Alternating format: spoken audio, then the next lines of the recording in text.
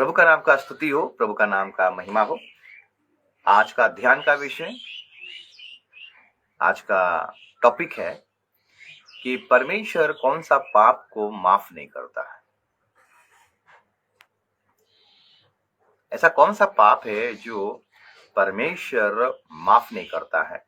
हम तो जानते हैं कि परमेश्वर पापियों का उद्धार करने के लिए यीशु मसीह को इस जगत पर परमेश्वर ने भेजा ताकि लोग पापों के द्वारा उद्धार पाए, छुटकारा पाए। जिस प्रकार यीशु का नाम का मतलब है उद्धार करना। जिस प्रकार जिब्राइल दूत जब मरियम के पास आता है तो कहता है कि हे अनुग्रह का पात्री, परमेश्वर का अनुग्रह तुझ पर हुआ है, तू एक बेटा को जन्म देना, उसका नाम यीशु रखना है, क्योंकि वो अपने लोगों को पापों से क्या करेगा, उद्धार करेगा।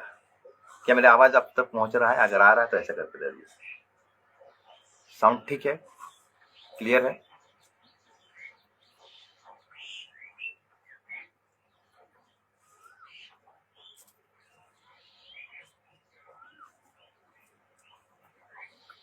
प्रभु का नाम का स्तुति हो, प्रभु का नाम का महिमा। मैं फिर से कहना चाहता हूं कि मेरा साउंड क्लियर आ रहा है। अगर आ रहा है तो ऐसा करिए, एक लाइक दे दीजिए। आ रहा है? प्रभु का नाम का स्तुति हो, प्रभु का नाम का महिमा हो। आज का ध्यान का विषय है कि परमेश्वर कौन सा पाप को माफ नहीं करता है।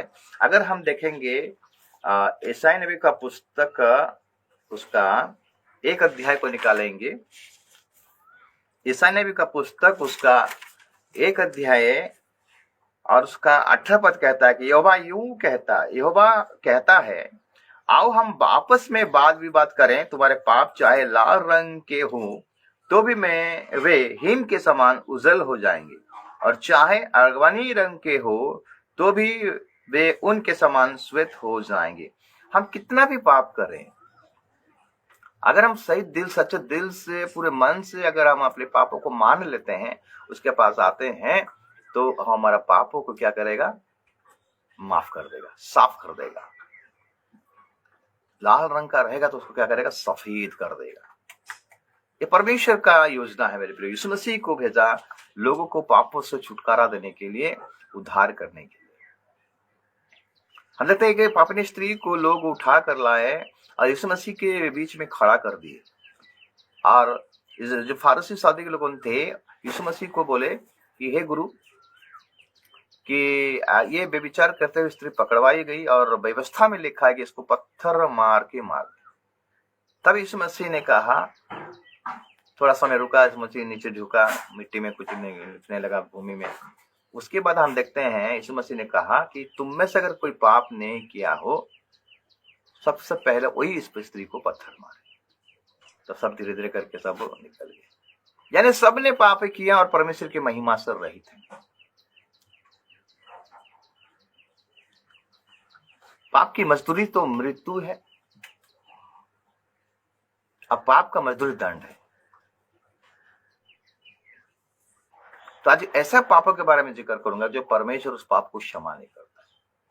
हमारे पापों तो ऑलरेडी कल्वरी के क्रूस पर यीशु मसीह हमारे पापों के लिए तो कल्वरी के क्रूस पर चढ़ गया था, लेकिन कौन सा पाप है जो परमेश्वर क्षमा नहीं करता। उनमें से पहला पाप के बारे में जिक्र करेंगे जो आपको मिलेगा मत्ती 6 अध्याय को अगर निकालेंगे, मत्ती 6 अध्याय,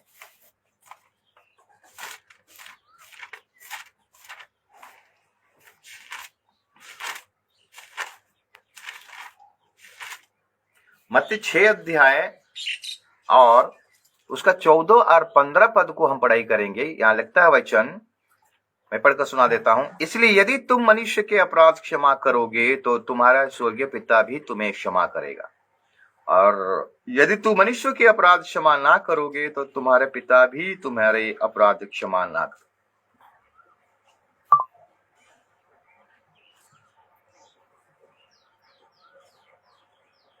अगर मनुष्य आपके विरुद्ध में, कोई विश्वासी आपके विरुद्ध में, कोई पास्टर आपके विरुद्ध में, कोई भी आपके विरुद्ध में कुछ गड़बड़ किया है और आप उसको अगर माफ नहीं किए हो, तो परमेश्वर भी आपको माफ नहीं करेगा। अभी तक ऐसे विश्वासी गण है, आज अभी तक कलीसिया में ऐसा है कि अभी विश्वासी के अंदर में भी माफी दियादी नहीं हो रहा है, पासवान को भी माफी नहीं दे रहे हैं, कोई अपने पिताजी को माफी नहीं देता है, कोई अपने बीवी को माफी नहीं देता, कोई अपने पति को माफी नहीं देता। अभी तक ऐसे सिचुएशन में मेरे प्रियो, जितना जल्द हो सके आप क्षमा दे दीजिए, माफी दे दीजिए। अगर माफी नहीं दोगे तो परमेश्वर भी आपको माफ नहीं करेगा। हम यीशु मसीह से सीखें, जब यीशु मसीह कलवरी के क्रूस पर लटका हुआ था, उसका पहला आज्ञा था कि हे पिता, ये क्या कर रहे हैं, इनको पता नहीं, इनको तुम माफ कर। यीशु मसीह से हम सीख सकते हैं। ऐसा जीवन आज विश्वासी लोग जी रहे हैं, अभी तक माफी नहीं दे रहे। किसी के साथ अनबन हो गया तो फोन उठाइए, सीधा फोन करके बता दीजिए मुझे माफ कीजिए। अगर जाने के लिए शर्म लगता है, माफी मांगने के लिए, सामना सामनी होने के लिए शर्म लगता है, तो फोन आपके पास है, फोन कीजिए और बोलिए। मेरे प्रियो, माफी अगर नहीं दोगे तो माफी परमेश्वर भी आपको नहीं देगा। एक कहानी इसमें लिखा गया है, एक जन का 1000 रुपया का कर्ज था। 1000 रुपया का मतलब बहुत पाप उसका जीवन में था। तो मालिक ने क्या किया, उस पर दया किया और उसका कर्ज को माफ कर दिया। लेकिन उसका एक दोस्त था जिसका कर्ज माफ हुआ 1000 रुपया का। उसका एक दोस्त था, उसका 100 रुपया का, 50 रुपया का कर्ज था, वो उसको माफ नहीं किया। जब तक तुम नहीं दोगे मैं तुम्हें छोड़ूंगा नहीं। तो उसको क्या करता, जेल में डाल दिया। तो मालिक को पता चला। मालिक ने बोला कि कितना दुष्ट व्यक्ति है, मैंने तुम्हारा इतना बड़ा जो कर्ज था तुम्हें माफ कर दिया, हमारा इतना बड़ा पाप था, परमेश्वर हमारा पापों को माफ कर दिया, लेकिन हम क्यों माफी नहीं दे पाते? हम क्या प्रभु हो गए? हम यहाँ न्याय बन गए? मेरे प्रियो, वो अगर माफ कर सकता है तो हम क्यों नहीं माफ कर सकते? ये बहुत बड़ा पाप है। ये अगर पाप करोगे तो परमेश्वर के राज्य में आप प्रवेश करने नहीं पाओगे। परमेश्वर के दृष्टि में आप हमेशा क्रोधित रहेंगे। ये पहला पाप है। अगर हम, लिखता है 14 पद, मत्ती 6 अध्याय उसका 14 पद को जब पढ़ाई किए, इसलिए यदि तुम मनुष्य के अपराध क्षमा करोगे तो तुम्हारे स्वर्गीय पिता भी तुम्हें क्षमा करेगा, और यदि तुम मनुष्य के अपराध क्षमा ना करोगे तो तुम्हारे पिता भी तुम्हारा अपराध क्षमा ना करेगा। हम जब प्रभु का प्रार्थना करते हैं, जब चेलों ने यीशु मसीह को बोले कि हमें प्रार्थना करना सिखाओ, तो हम देखते हैं कि वहां पर प्रार्थना में क्या लिखा जाता है कि हे हमारे पिता, तुझे स्वर्ग में तेरा नाम पवित्र माना जाए, तेरी इच्छा जैसे स्वर्ग में पूरी होता वैसे पृथ्वी पूरी हो। हमने जिस प्रकार अपने अपने अपराधों को क्षमा किए हैं, अपराधियों को क्षमा किए, उसी प्रकार तो हमारा अपराधों को क्षमा कर। ये जो प्रार्थना हम जो कर रहे हैं, माफी देकर कर रहे हैं कि खाली ऐसे रटा रटी रहते हैं? मेरे प्रियो, हमें माफी मांगना है। अभी तक ऐसा परिवार है, सास बहू को क्षमा नहीं दे पा रहा है, बहू सास को क्षमा नहीं दे पा रहा है। ऐसा जीवन उनका किसी का 30 साल हो गया, किसी का 20 साल हो गया, ऐसे दशा में है और उस परिवार में अशांति दिखाई देता है। माफी दे दोगे तो आपके जीवन में शांति का वातावरण आ जाएगा। मेरे प्रियो,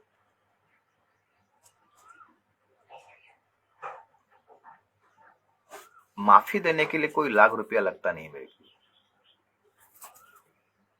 माफी दे दीजिए, क्षमा दे दीजिए, ताकि आपका मन हल्का हो जाएगा और आपके लिए स्वर्ग का राज्य खुल जाएगा। जब तक आप माफी नहीं दोगे तो परमेश्वर आपको माफ नहीं करेगा। अगर परमेश्वर माफ नहीं करेगा तो आपके लिए उस राज्य का दरवाजा नहीं खुलेगा।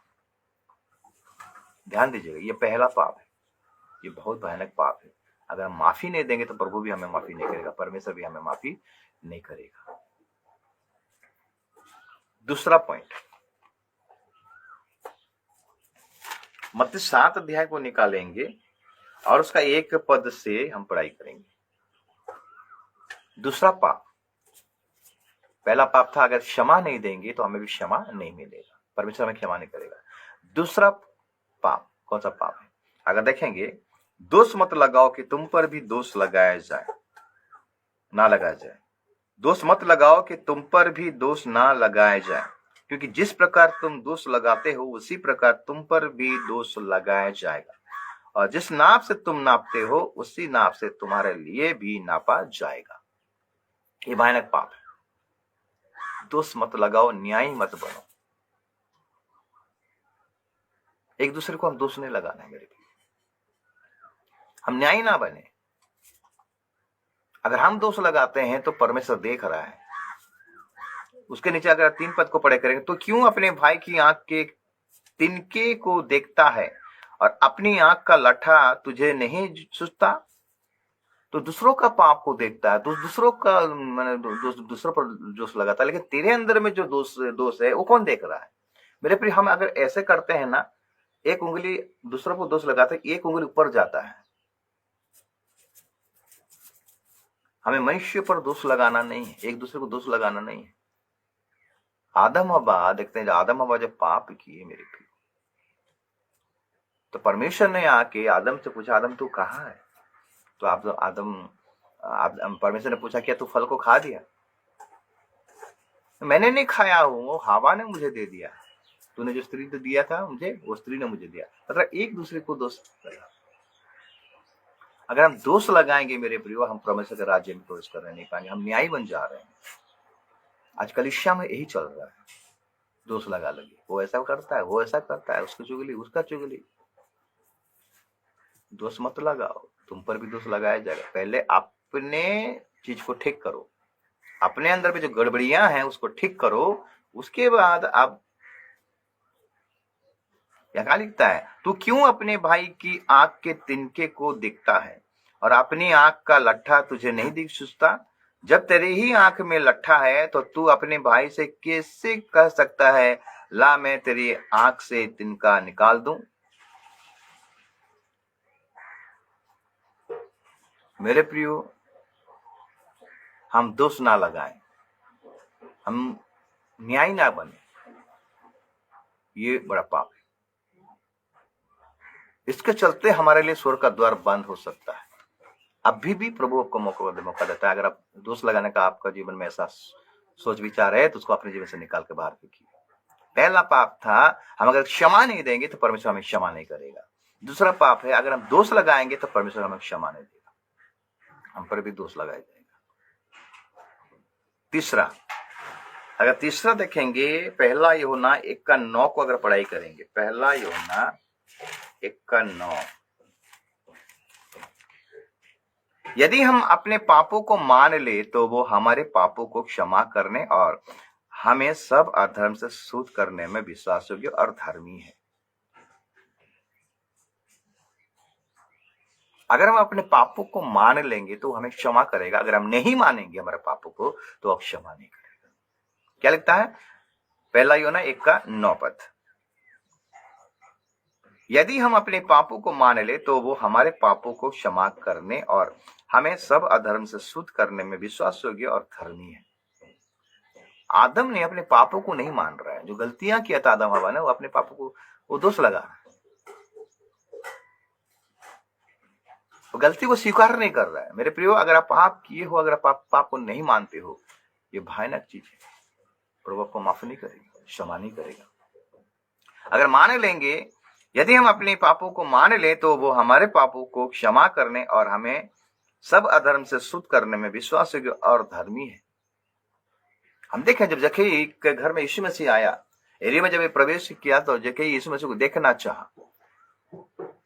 लूका 16 अध्याय में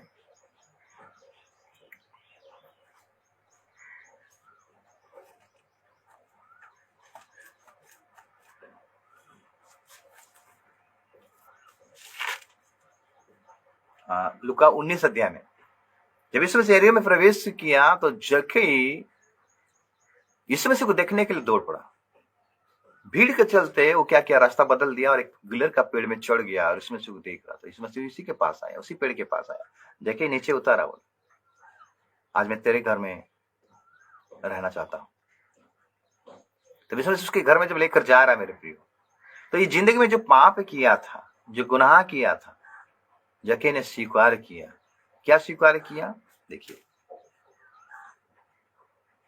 अगर 19 का, लूका 19 का, और हम 5 वर्ष पढ़ेंगे। जब यीशु उस जगह पहुंचा तो ऊपर दृष्टि करके उससे कहा, हे जक्कई, झट उतरा, क्योंकि आज तुझसे मुझे तेरे घर में रहना आवश्यक है।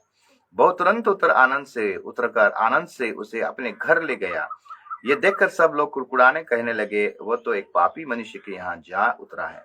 जक्कई ने खड़े होकर प्रभु से कहा, हे प्रभु, देख मैं अपनी आधी संपत्ति कंगालों को देता हूँ, और यदि किसी का कुछ भी अन्याय करके लिया है तो उसे 4 गुना फेर देता हूँ। उसके बाद लिखता है 9 पद, तब यीशु ने उससे कहा, आज इस घर में उद्धार आया है, इसलिए कि ये भी अब्राहम का एक पुत्र है। मेरे प्रियो, जक्कई ने अपने गुनाहों को माना, अपने पापों को स्वीकार किया और छोड़ दिया।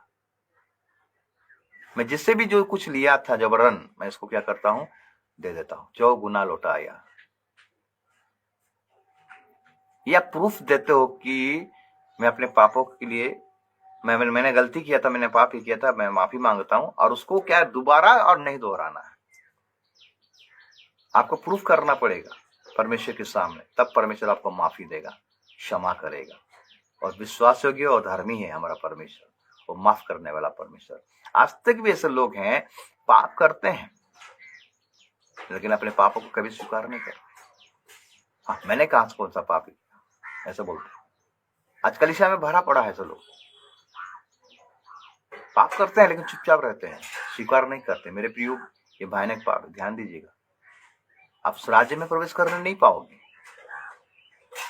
आपके पापों के लिए यीशु मसीह कलवरी के क्रूस पर बलिदान हुआ, और आप आपके पापों के लिए पश्चाताप नहीं कर रहे हो, फिर से दोहरा रहे हो पाप को, और अपनी गलतियों को नहीं मान रहे हो। दाऊद ने अपने गलतियों को माना मेरे प्रियो, अगर नहीं मानता तो उसका राज्य छीन जाता।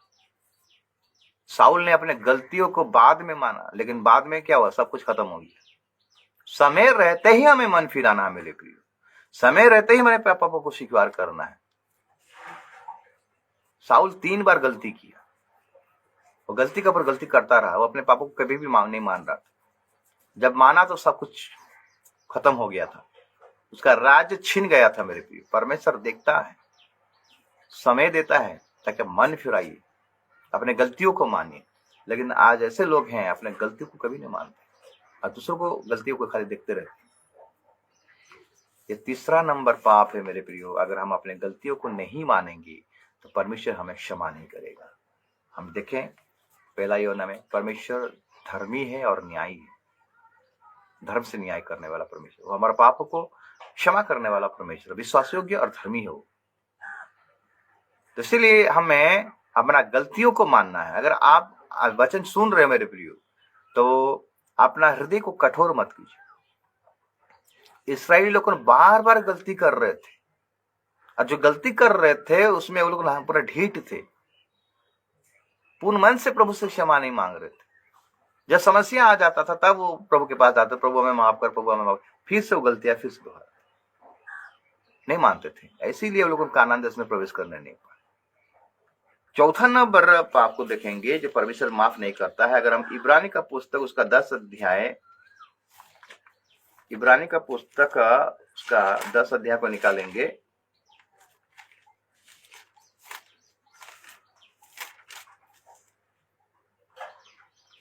छब्बीस और 27 पद, क्योंकि सच्चाई की पहचान प्राप्त करने के बाद यदि हम जानबूझकर पाप करते रहें तो पापों के लिए फिर कोई बलिदान बाकी नहीं। हाँ, दंड का एक भयानक बाट जोहना और आग का ज्वलन बाकी है जो विरोधियों को भस्म कर देगा।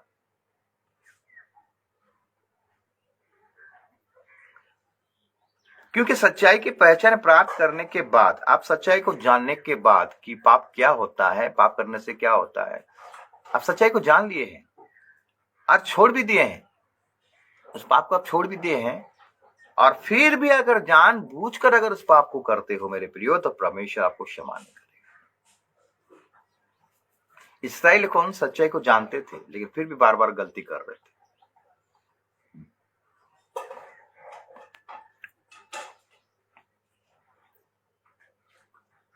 इसकारी से यहूदा परमेश्वर यानी यीशु मसीह के साथ में रहकर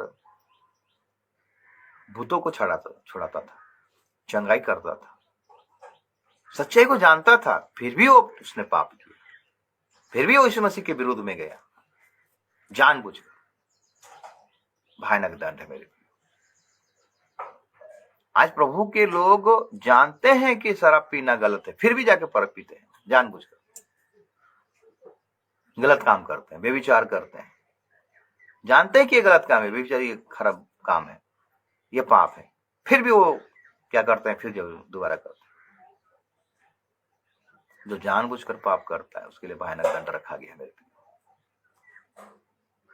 जानते हैं कि ये चीज प्रभु को अच्छा नहीं लगता है, हम सत्य को जान लिए, सत्य को जानकर स्वतंत्र हो गए, फिर से वो बंधन में क्यों जा रहे हैं? आज लोगों का दशा ऐसा, कलीसिया का दशा ऐसा है, जानते हैं सब गड़बड़ है, लेकिन फिर भी उसमें फंसते हैं, फिर से उस संसार में चले जाते हैं, फिर से समाज में चले जाते हैं।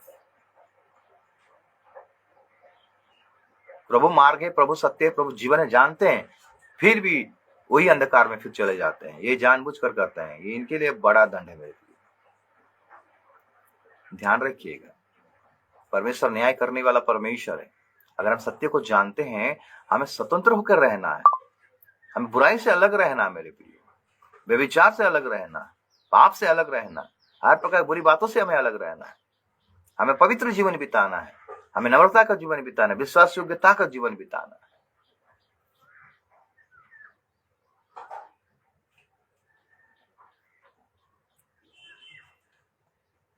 आखन को पता था, यीशु का किताब अगर 7 अध्याय को पढ़ाई करेंगे, 6-7 अध्याय को, 7 अध्याय को, परमेश्वर ने मना किया था कि तुम जब एरियो को नाश करोगे, वहां पर जो सोना चांदी जो भी रहेगा वो सब परमेश्वर के भवन में रहेगा, उसको कोई हाथ नहीं लगेगा। आखन जानबूझकर चोरी किया था, कोई जरूरी नहीं था उसके लिए, क्योंकि परमेश्वर उनकी सहायता करता था, मदद करता था।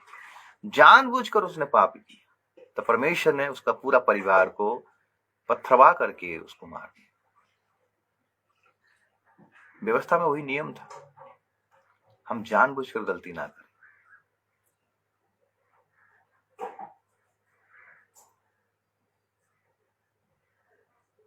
आज जानबूझकर वो के दास लोग क्या करते हैं, प्रोफेसी करते हैं, झूठ बोलते हैं।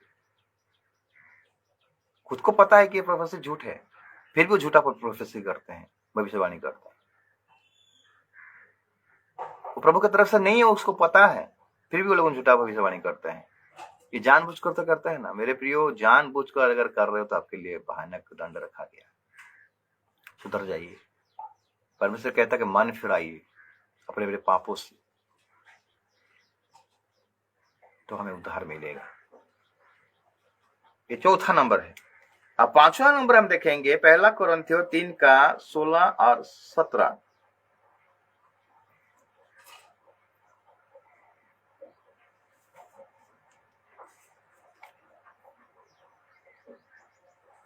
पांचवा नंबर 1 कोरिन्थियों 3:16 और 17।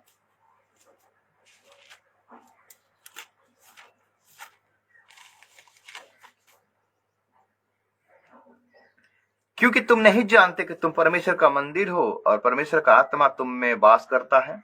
यदि कोई परमेश्वर के मंदिर को नष्ट करेगा तो परमेश्वर उसे नष्ट करेगा, क्योंकि परमेश्वर का मंदिर पवित्र है और वो तुम हो।